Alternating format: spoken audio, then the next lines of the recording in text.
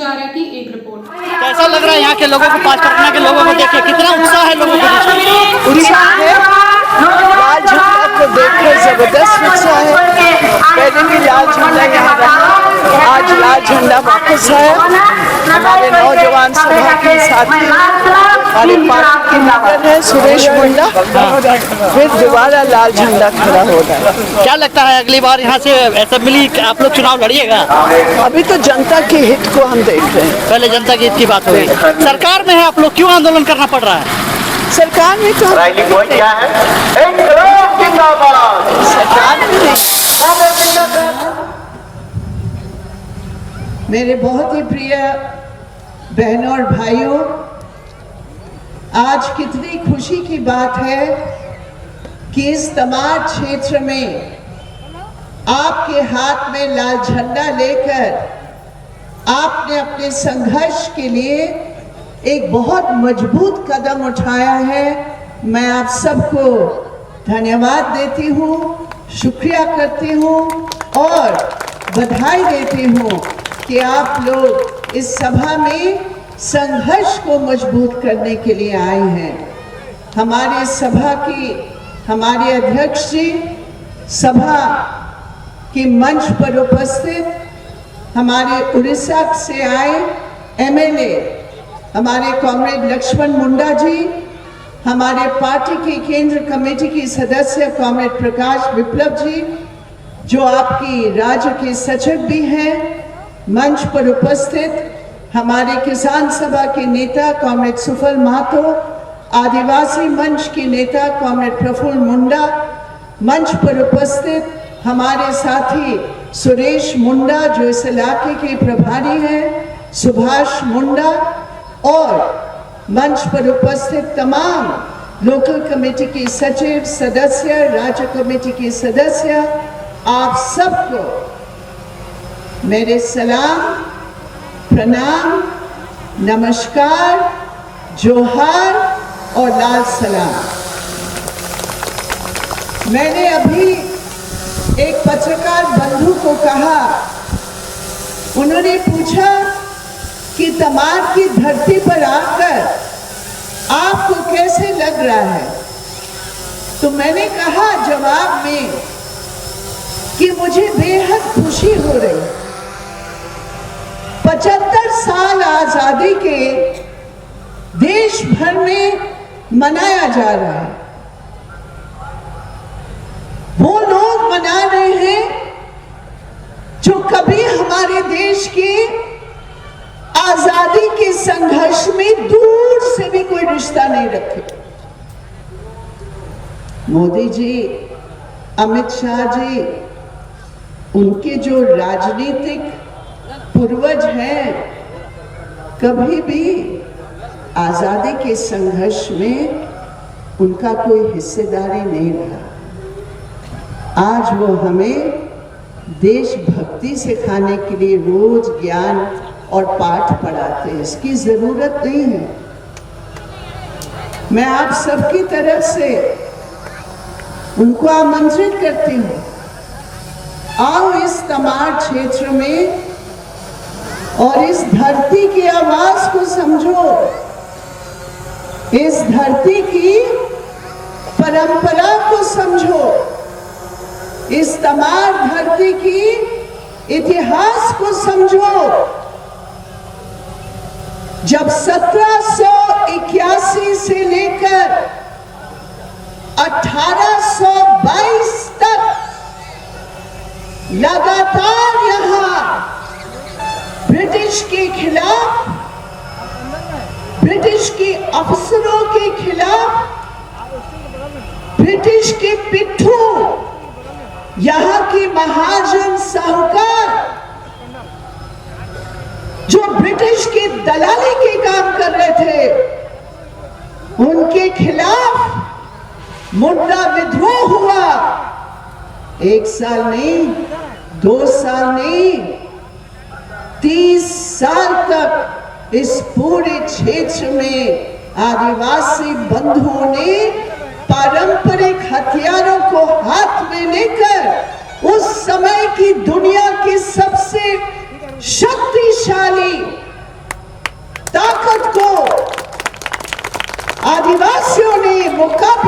किया। इसलिए तमार धरती पर आकर हमें बेहद खुशी और गर्व महसूस कर रहा है कि हम यहाँ शहीदों की धरती पर खड़े होकर आज इस शपथ लेने के लिए आए हैं।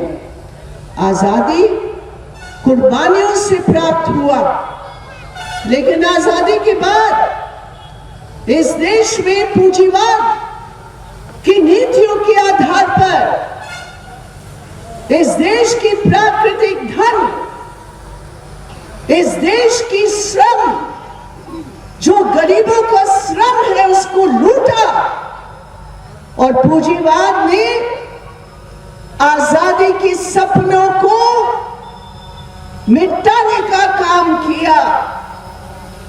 और आज जो मोदी सरकार है, उस पूंजीवादी रास्ते पर अग्रसर होकर कॉर्पोरेट घरानों की मदद के लिए रोजाना कोई ना कोई नई नीति निकालते हैं और उसके आधार पर हमारे देश की आजादी की कुर्बानी की जो फल इस देशवासी को मिलना चाहिए, वो चंद बड़े पूंजीपतियों के हाथ में दे रहे हैं। और इसीलिए आज हम इस सभा से शपथ लेते हैं कि ये लाल झंडा जनता की जो सपने हैं, जो जरूरतें हैं, जो अधिकार हैं, उसको पाने के लिए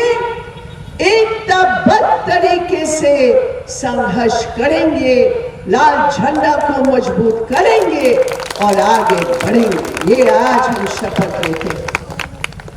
हम ये भी शपथ लेते हैं आज, मोदी जी, ये मत सोचो और मत समझो कि धर्म की आड़ में तुम भारतवासी की एकता को तोड़ोगे। आज मुसलमानों के खिलाफ,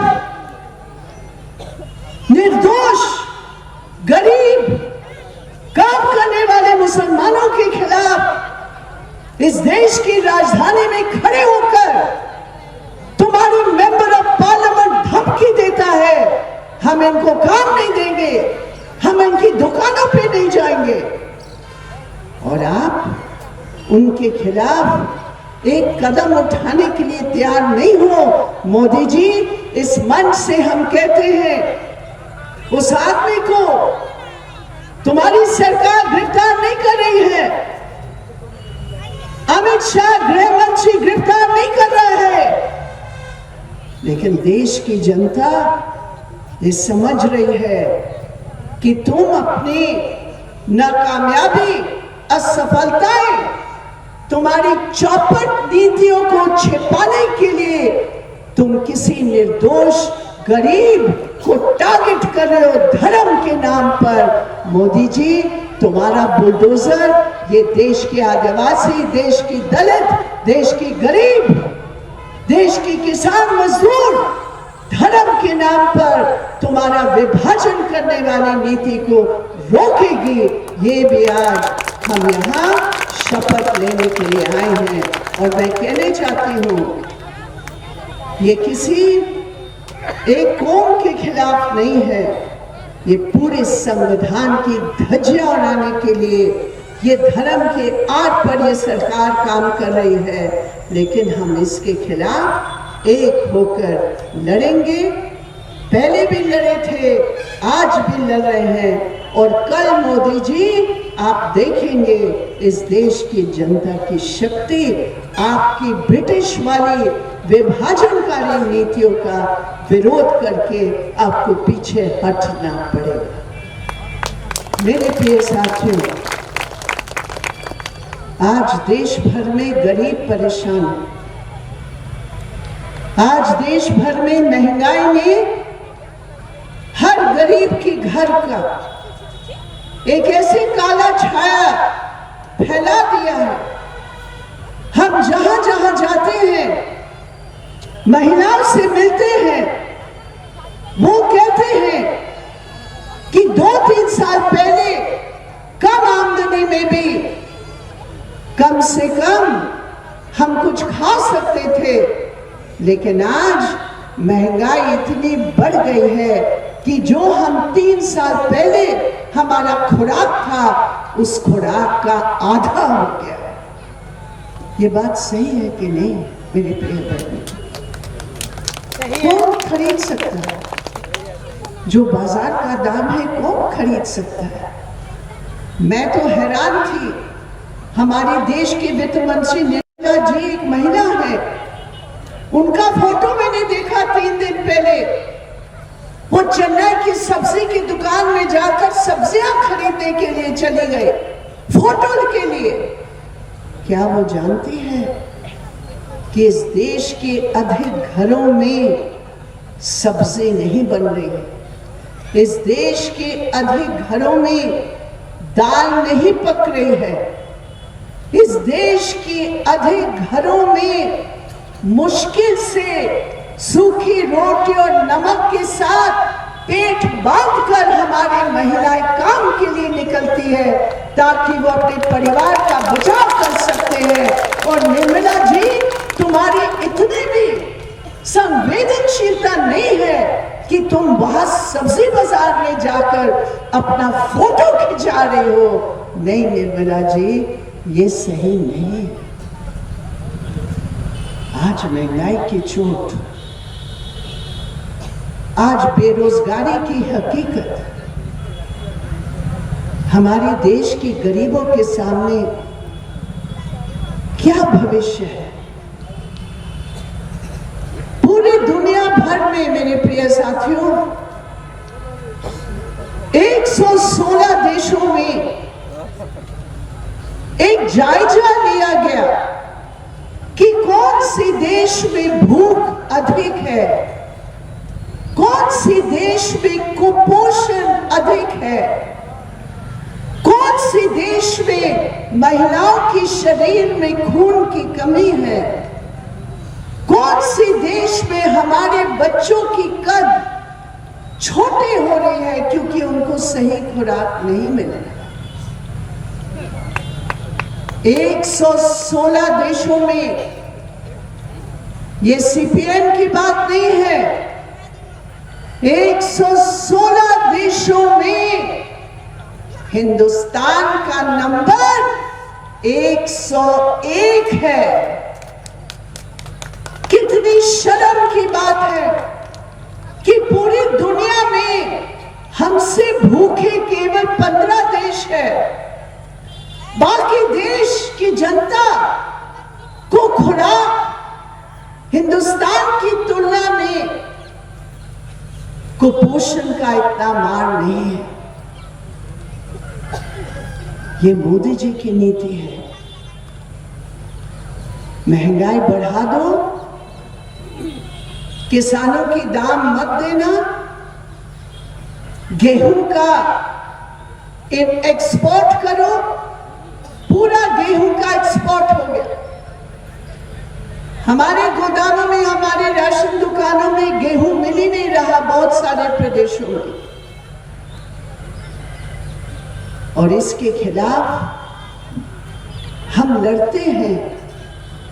हमारे सामने केरल सरकार का एक मिसाल है। वहां लाल झंडे की नेतृत्व वाली सरकार है मेरे प्रिय साथियों, और उस सरकार ने, जो मोदी सरकार ने 5% टैक्स ज्यादा लगाकर चावल, गेहूं, चीनी, तेल जो पैक है, जो पैकेट में मिलता है, हर छोटे छोटे दुकानों में 5% टैक्स लगाकर उस पर भी हमारा जेब को लूटा।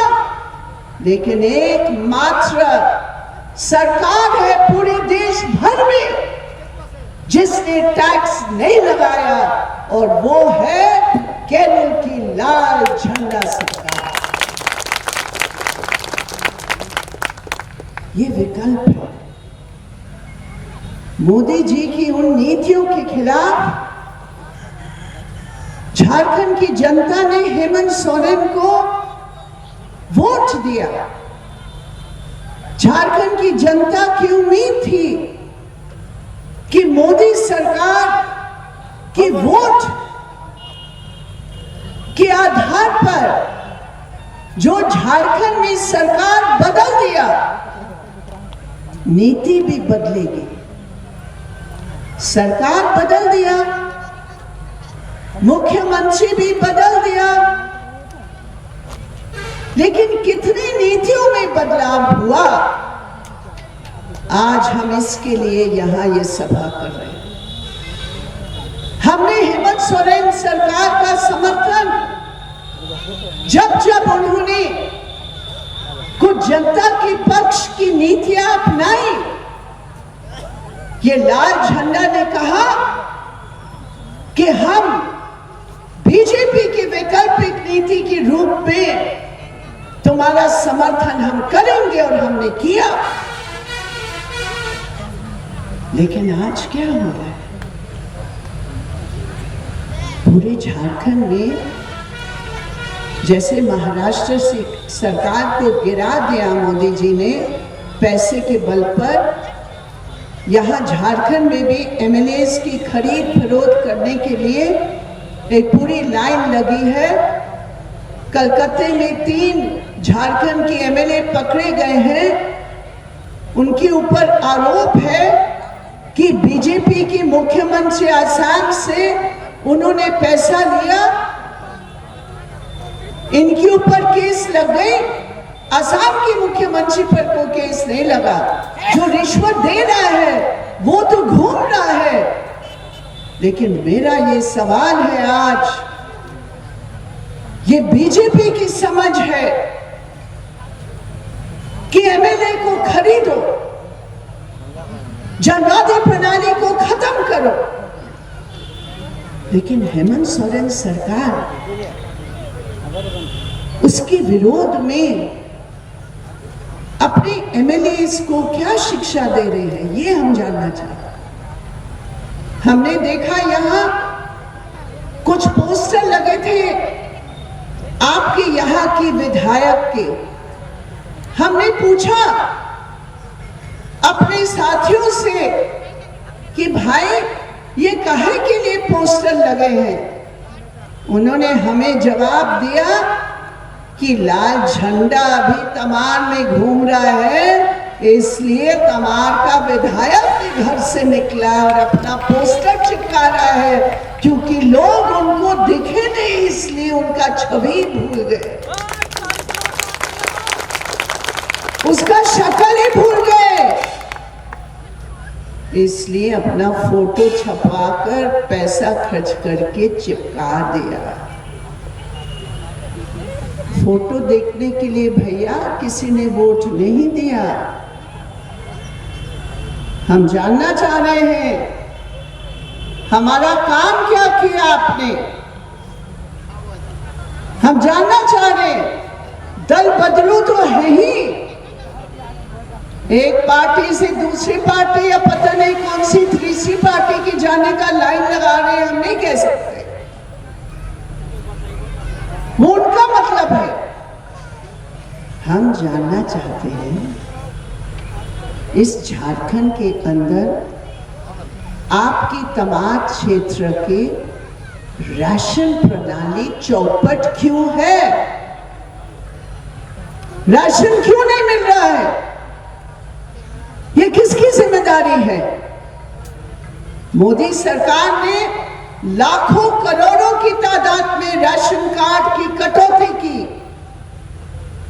हेमंत सोरेन की पहले जो सरकार थी उन्होंने 11 लाख से ऊपर राशन कार्ड की कटौती की, काट दिया, आधार कार्ड नहीं है बोलकर। उसका जब सर्वेक्षण हुआ तो पता चला कि 11 लाख राशन कार्ड में 90% उन परिवारों का कार्ड काटा गया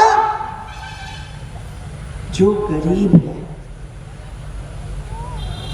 वो भूत नहीं है, वो नकली कार्ड नहीं है, वो लोग जिंदा हैं और रह रहे हैं। तो ये तो रघुवर दास सरकार ने किया, लेकिन आज हम पूछना चाहते हैं कि जितने राशन कार्ड, जो जेन्युइन राशन कार्ड थे, जो सही राशन कार्ड थे, जो काटे गए, क्या हेमंत सोरेन की एमएलएज ने अपने क्षेत्र में जाकर कोई जांच करके वो राशन कार्ड दोबारा बनाया? क्या कोई सरकारी दफ्तर से आदेश दिया कि जो गरीब का राशन कार्ड काटा गया उस राशन कार्ड को वापस दो? नहीं किया।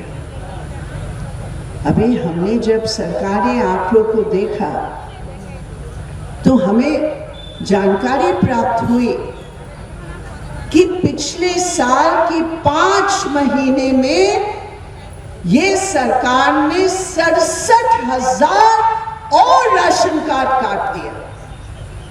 67,000 गरीबों के हाथ से तुम इस तरह उनके अधिकार को छीनोगे और मोदी सरकार की नीतियों के खिलाफ कोई वैकल्पिक नीति की रास्ता अपनाओगे नहीं, तो ये झारखंड की जनता के साथ अन्याय है।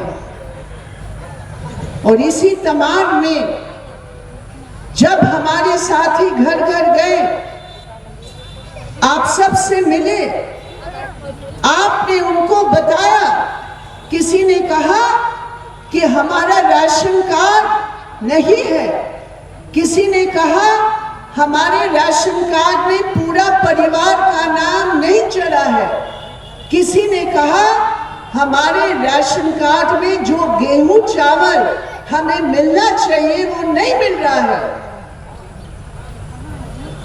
इसीलिए लाल झंडा की सभा है, क्योंकि विधायक जो काम नहीं करेगा, विधायक जो जिम्मेदारी नहीं निभाएगा, आज इस सभा में उनकी जवाबदेही तय करने के लिए हमारे लाल झंडे के साथ ही घर घर जाकर उस राशन दिलवाने के लिए हम संघर्ष करेंगे। इसी तरह हमारे जो आदिवासी भाई और बहन हैं, या जो परंपरागत जिनकी जंगल में, जिनकी वन में जमीन है, कितनी शर्म की बात है मेरे प्रिय भाइयों और बहनों, झारखंड बना आदिवासियों के नाम, मूलवासी के नाम, लेकिन आज वो अधिकार कहां गए? इस झारखंड में हम संघर्ष किए, पार्लियामेंट में ये लाल झंडे की सफाई थे, जो पार्लियामेंट में आपकी आवाज उठाकर एक सही कानून बनाने का संघर्ष करके वो कानून बना, वन अधिकार कानून 2006 से लेकर 2022 तक केवल 1,10,000 दावे दर्ज किए हैं। केवल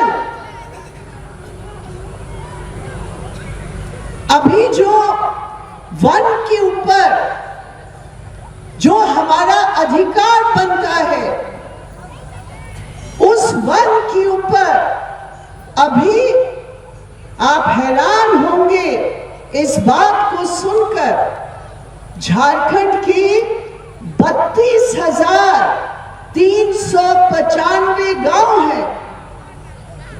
32,395 गांव में ये कानून लागू होना चाहिए 12,516 गांव में, लेकिन कितने लोगों को इस वन अधिकार जो लघु वस्तु है, जो जंगल की वस्तु है, जिसके अधिकार इस कानून के आधार पर आदिवासी भाइयों बहनों का है, जितना है केवल 2%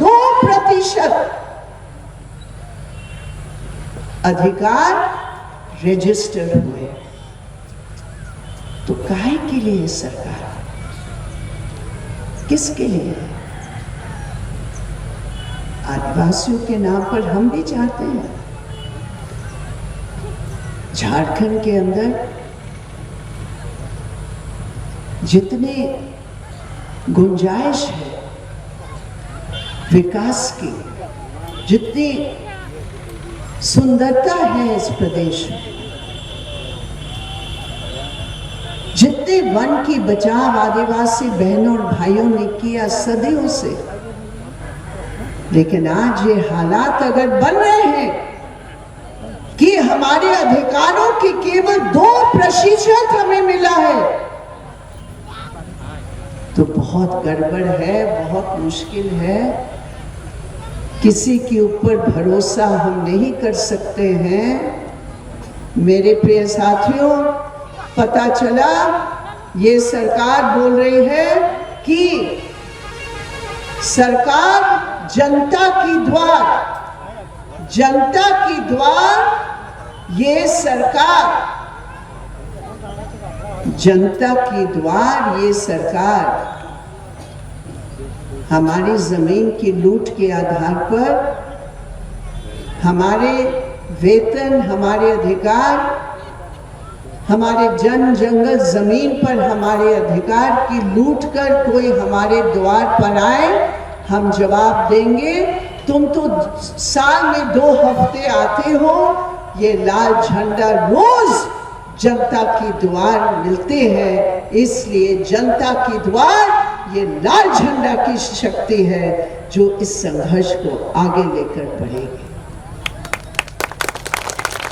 एक नई चीज है, हम लोग तो जमीन की बेदखली के खिलाफ सब जगह संघर्ष कर रहे हैं, लेकिन जब से मोदी जी आए हैं और डिजिटल कंप्यूटर के नाम से पूरा दुनिया में और पूरे देश भर में चलाने का प्रयास कर रहे हैं, हकीकत क्या है कि आज इस कंप्यूटर के आधार पर हमारी जमीन को हड़पने का एक नया रास्ता चुन लिया।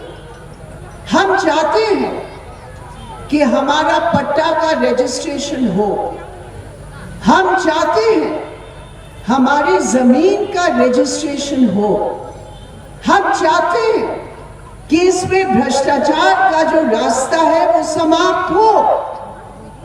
लेकिन आपने जो ऑनलाइन बना लिया है, बगैर जांच की, जो आपने जमीन के पट्टे की रजिस्ट्रेशन ऑनलाइन बना लिया है, हमारे पास सैकड़ों की तादाद में मिसाल आए हैं कि जितना जमीन हमारे नाम होना चाहिए उसका आधा काट कर, हेरा फेरी करके हमारी जमीन का आधा हिस्सा किसी और को दे दिया और हमारा हिस्सा कम करके दिया।